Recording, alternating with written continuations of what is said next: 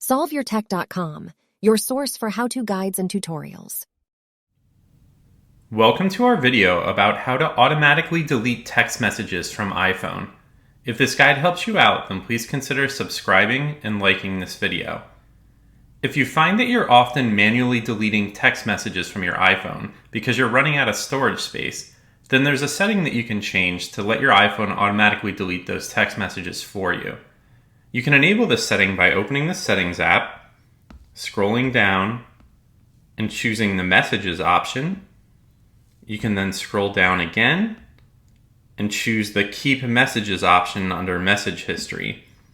Here you'll have three options, so you can select to have your iPhone automatically delete messages after 30 days, 1 year, or you can choose to keep your messages on your iPhone forever.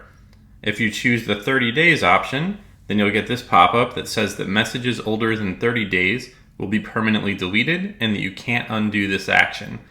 So you can tap delete, and then that will automatically remove any message that's more than 30 days old, and it will let your iPhone continue to do that until you change this setting again. Make sure to like this video and subscribe to our channel to see more tech guides like this one. For additional information on this topic and to read the entire article, click the link in the description to visit solveyourtech.com.